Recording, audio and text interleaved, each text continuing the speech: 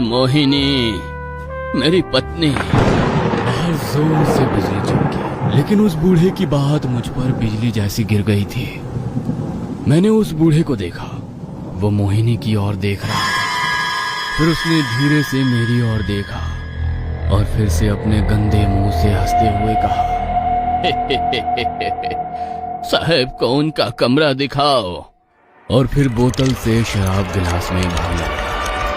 मेरी ओर देखते हुए बूढ़ा बोला, जाओ उसके पीछे। मोहिनी अंदर जाने लगी, मैं उसके पीछे पीछे अंदर जाने लगा। वो सीढ़ियों से ऊपर चढ़ने लगी, मैं उसके पीछे पीछे चल रहा था। जो जिस्म मैंने कुछ देर पहले बस दूर से देखा था, वही जिस्म अब मैं कुछ कदम दूर से भी जी भर के देख रहा था। उसके गीले बदन पर भीगे हुए बाल आराम से लटक रहे थे, उनमें से अभी भी पानी टपक रहा था। एक एक कदम ऊपर चढ़ते वक्त उसकी चाल में एक अलग ही अदा थी। मेरे पूरे शरीर में आग लग गई थी। बस अब मैंने ठान लिया, चाहे कुछ भी करना पड़े, इस मोहिनी को मैं अपने जाल में खींचूंगा और अपने अंदर लगे आग को ठंडा करूंगा।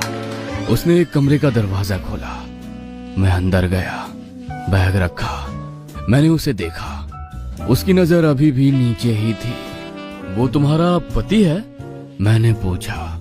उसने एक पल के लिए मुझे देखा और फिर हाँ में सिर हिलाया। लेकिन क्या ये सूखा हुआ कुआं तुम्हारी प्यास बुझा सकता है? मैंने थोड़ा पहेली में एक शरारती मुस्कान के साथ उसे पूछा। उसने सवाल भरी नजर से मेरी तरफ देखा, लेकिन कुछ समय बाद उसे मेरा सवाल समझ में आया और थोड़ी नाराजगी के साथ उसने सिर नीचे किया और चुपचाप चलने लगी। अब तुम्हारा कमरा कहाँ है? नहीं मतलब मुझे अगर प्यास लगे तो। वह एक पल के लिए रुकी और फिर अपनी उंगली से सामने वाले कमरे की तरफ इशारा किया और चली गई। मैं दरवाजे पर खड़ा हो गया।